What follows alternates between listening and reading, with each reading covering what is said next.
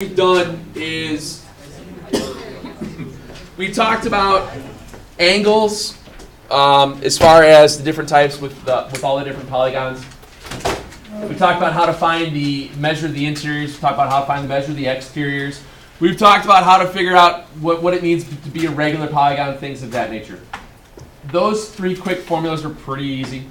After that, we started talking more about parallelograms.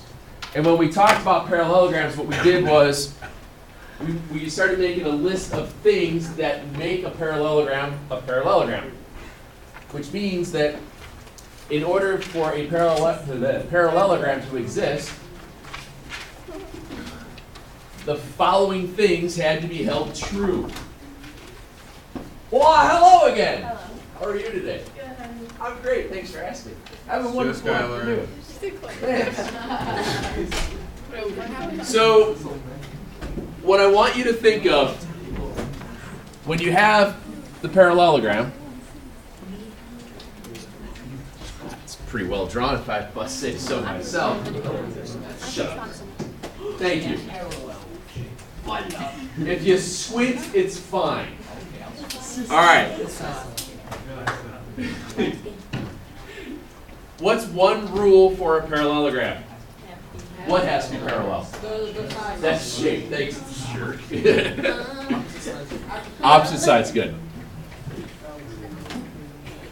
All right, that's one rule.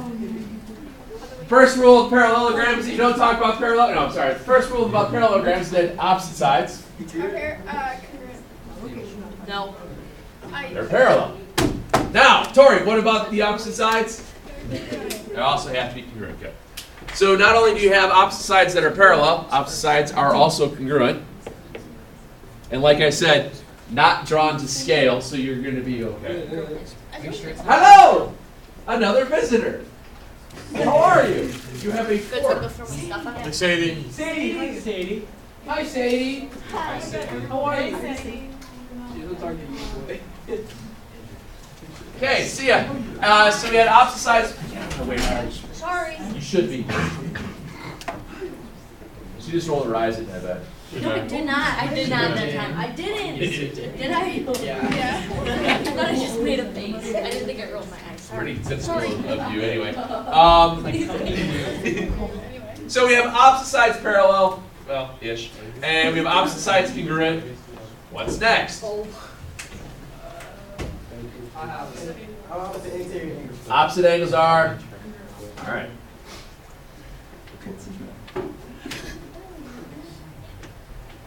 Opposite angles are congruent. What else?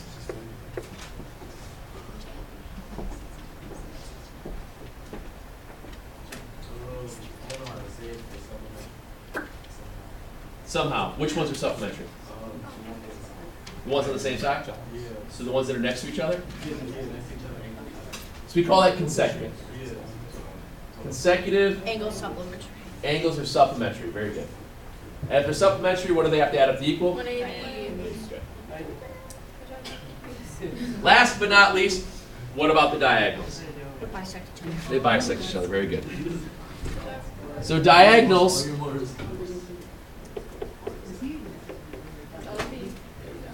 Diagonals bisect each other.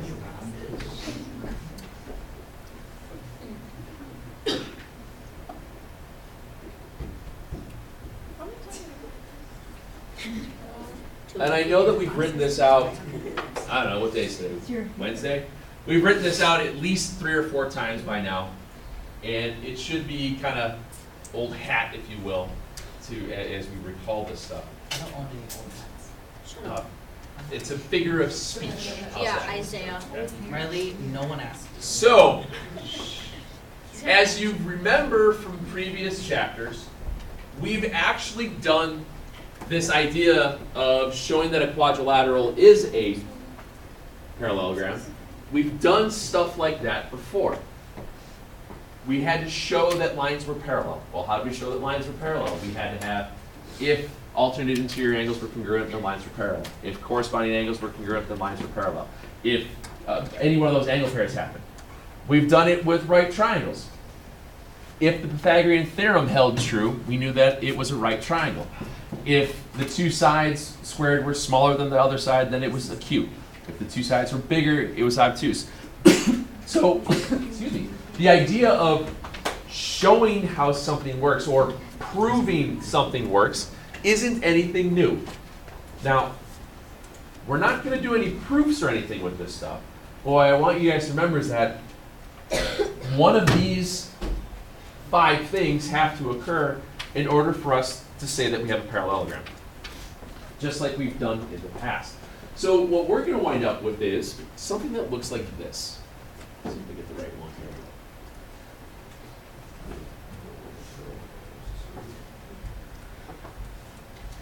here. Excuse me.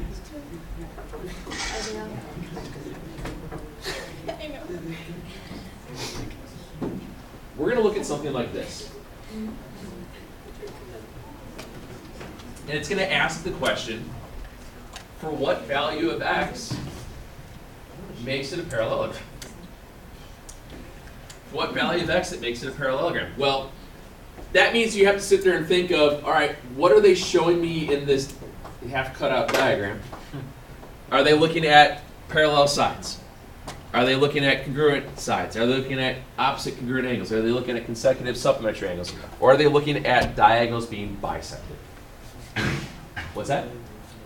Diagonals being bisected, very good. The reason why they're kind of leading you towards the idea of diagonals being bisected is because if you notice, they already have one set of tick marks. If they have one set of tick marks for one set of diagonals, what does that mean that has to happen for the other ones? They would also. So what would you do algebraically to show that, to find the value of x? What's that? Are we dealing with angles? No. So what do we do? Yeah. We have to set them equal. If I could work on your Please stop. What's happening here is that it's trying to get you guys to decide what setup are you working with. Remember, if it's going to be dealing with angles, usually the book or the worksheets and whatnot, they usually throw something like this in there to show that you're dealing with an angle, but in this case, not, so that means you're dealing with segments. And again, remember how we talked about this yesterday, is it looking at the diagonal or is it looking at the sides? Well, the reason why I'm saying that this has to be worked with the diagonals is because they've already marked up one set of diagonals. So if both of them have been bisected, we're all good. Variables on both sides of the equation, subtract the x, add the 1. You get x being 5. But here's the thing. When you solve these types of problems, when you're trying to find a value of something that makes something work, always take a minute and put it back in to see if it actually does work. Because if it doesn't work, then you need to fix it, or it's not possible. So this is real tough. 5 plus 4. 9. 2 times 5. Minus 1, 9. Are those two segments equal in length? Yes. So can we say that this is then a happy parallelogram? Yeah.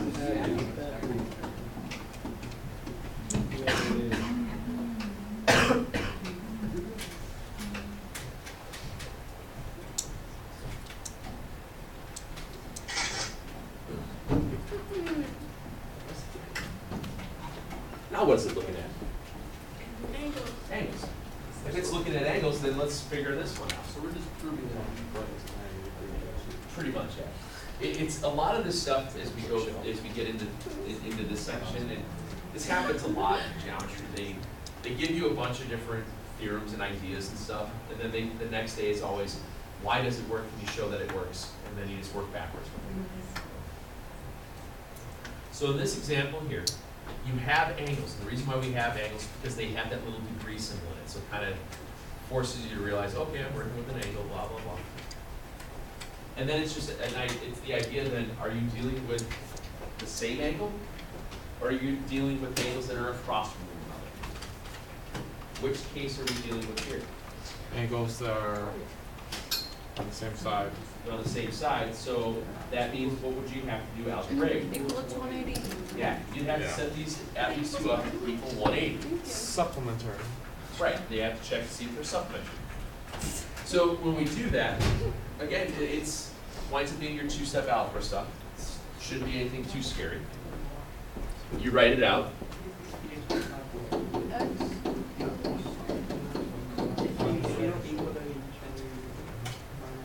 What's Right. 175? I know.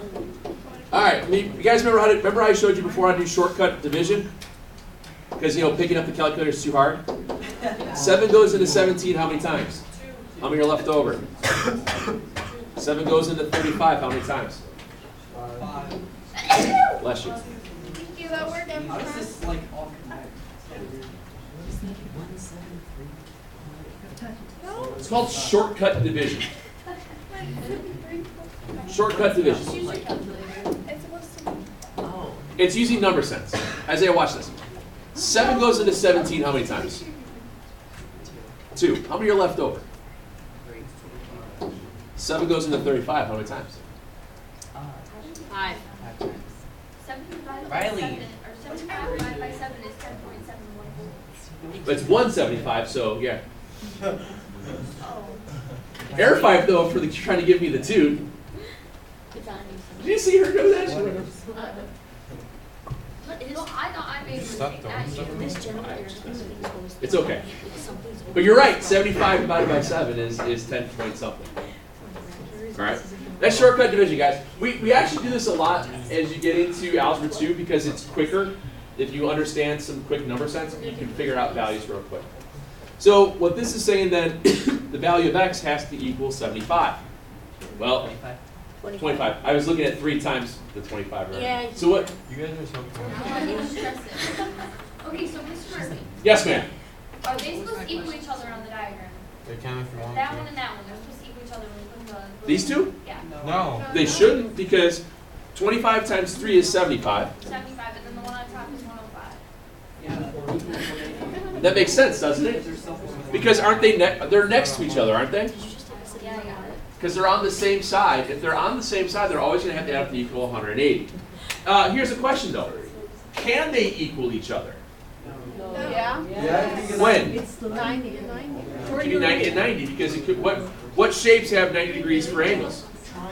Squares and right triangles. Like, I thought you meant like the time. All right, let me rephrase this. What quadrilaterals have 90-degree angles? And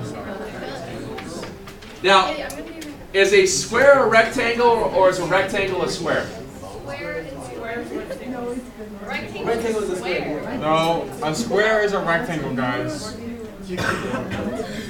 Hold on. Is a square a rectangle or is a rectangle a square? Yes. What comes first, the chicken or the egg? Exactly. All right.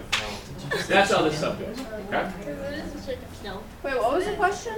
Is it square a rectangle or rectangle a No. square?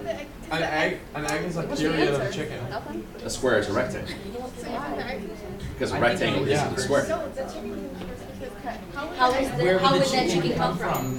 Where did that chicken come from? Where did the egg come from? The egg came from the ground. No, it didn't. And it made a chicken. Thank you.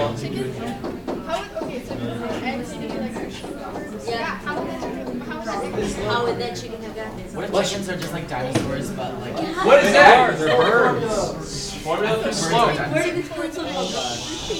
I love the argument about the whole idea of chicken or the egg, but What do you let's think? worry Tell about this. her. What do you think? I don't think. I just do. It's a chicken. It's an egg. Where did the chicken Thank you, come from? Sensei. There is no thing. There is only two. Huh? Anyway. Egg or the person. All right, so I'm really trying not to pay attention to anybody right now, so this is great for me. Anyway, let's go back to this. What does this stand for again? Slope. So slope, if you recall, is rise over run. Rise is the y, the change in the y values. The run is the change in the x value. So The reason that I'm writing this down is because, oh, I don't know, something about a parallelogram talks about being parallel. And if you have parallel lines, what do you know about parallel lines Yeah, that's the joke. and their slopes? Same. Right. So parallel lines have the same slopes. So what happens then is that we're able to look at ordered pairs to determine whether or not something is parallel by just checking slopes. Now, you could go through this and use the distance formula as well, but last time I checked, if we did distance formula,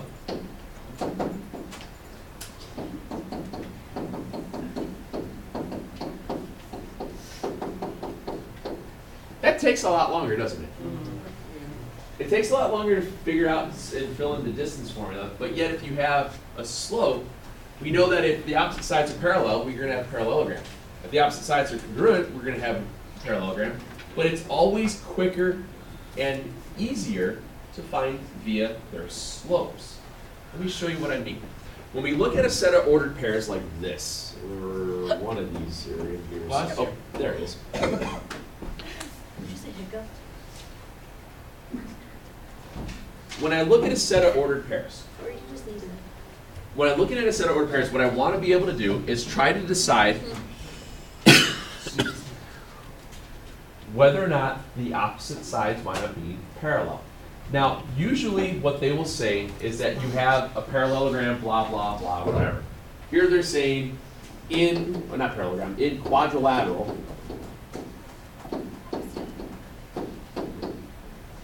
and then you try to see whether or not it winds up being parallel, or a parallelogram.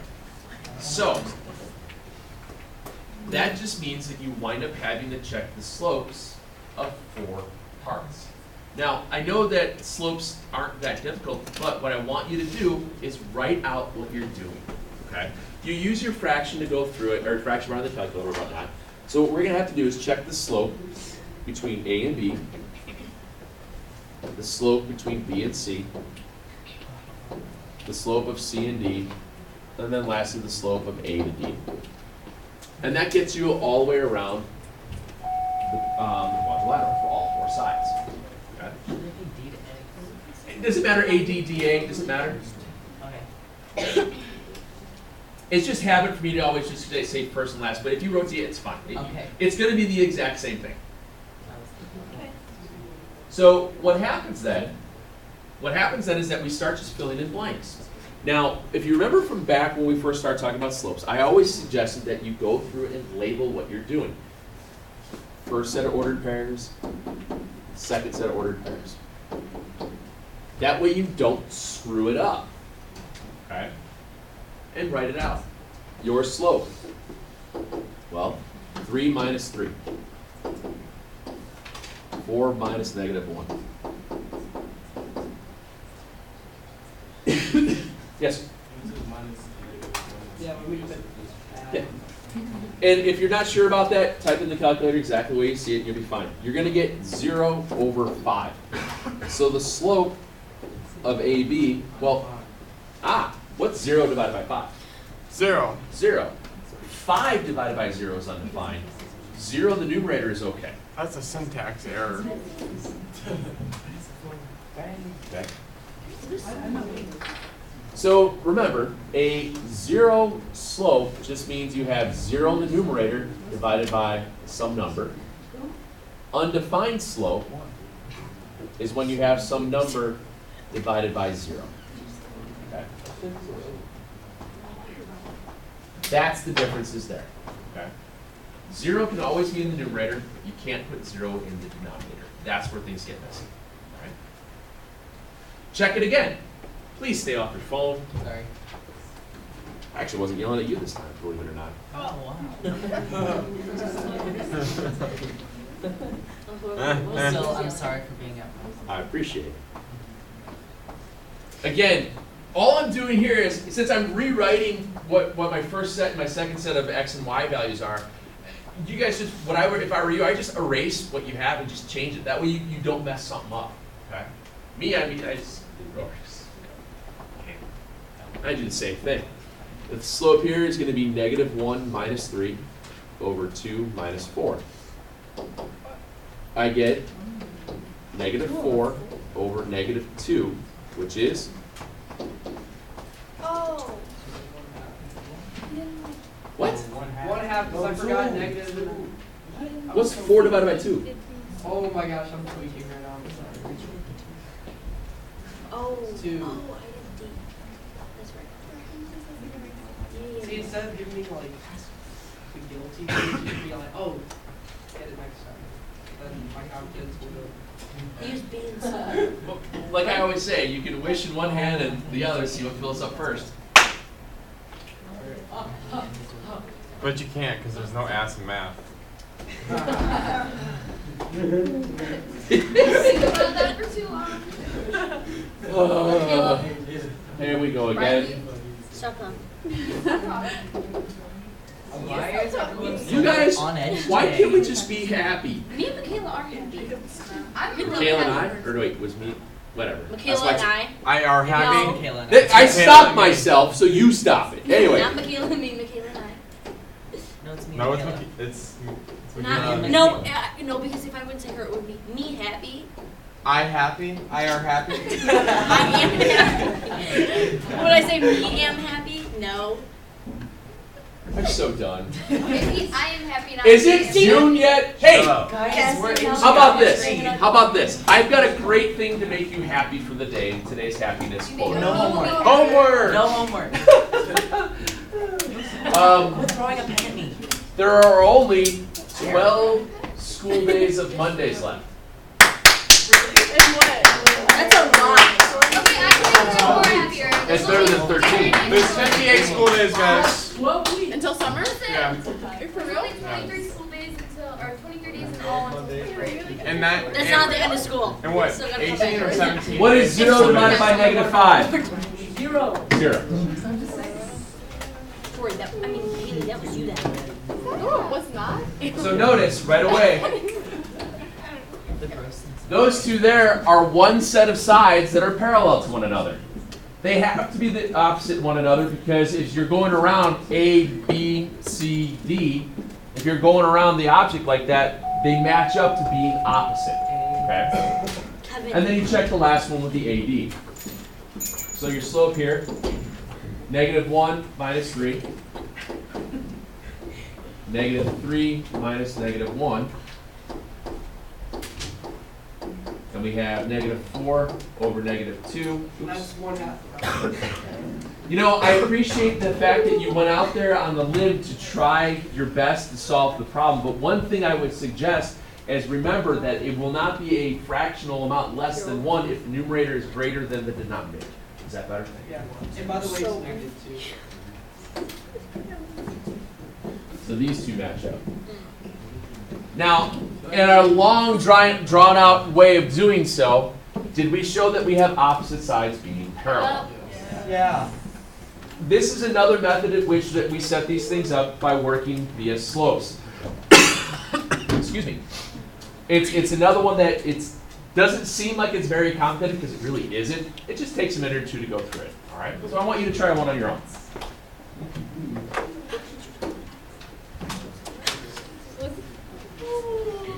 Kevin, do his hand out. You're joking. So again, we got to check all of our slopes. Slope of the first 2 points, we have 2 minus 3 over 3 minus -2. Isaiah, you flipped it. I did. Uh, Flip. You have your X's and Y's in the wrong spot. Yeah, I did too. Oh. Yes. I didn't. You know what? I didn't recognize it when I was sitting there next to you. Okay. But remember, it's.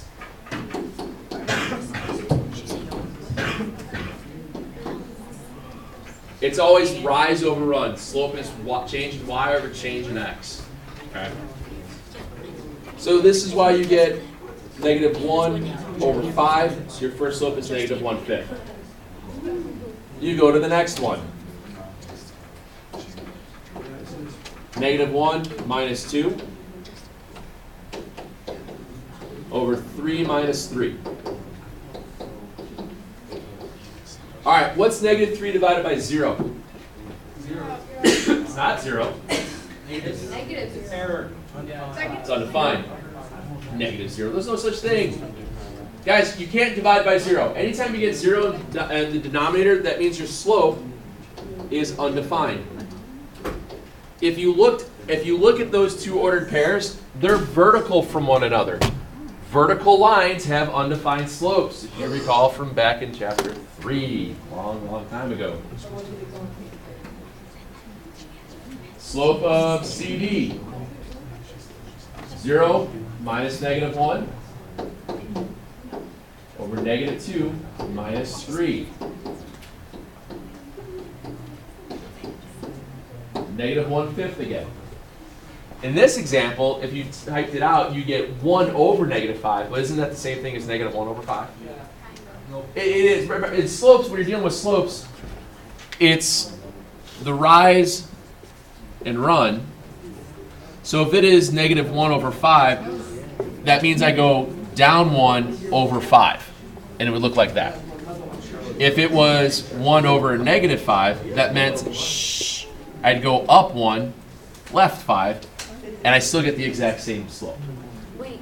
It means the same thing. We always just put the negative in the top because your first step is either to go up or down, and then you always go to the right. So that's why we say we go down 1, right 5. All right? But couldn't you just also divide it and get the same thing? What do you mean? I did negative 1 divided by 5 get negative 0.2. Can you walk a slope of negative 0.2?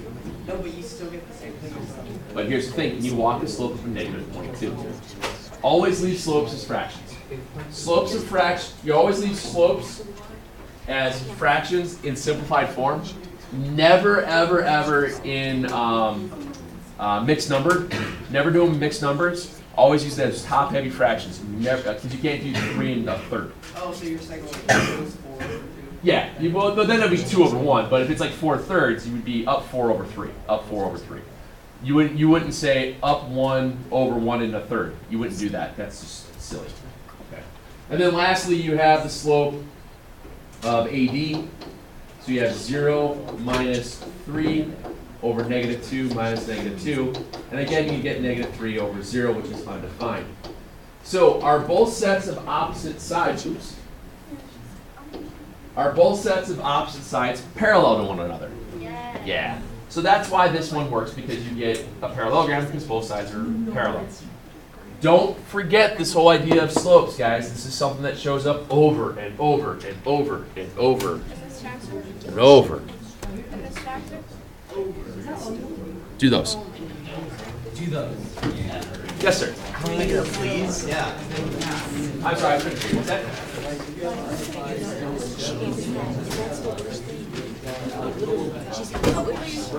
Listen. It just means that 2 points are share the same side. So they're both. Literally, those were the words, just to get back at Caleb. Justin. I don't think you need to worry so much about seeing the distance formula, but you will see slope. So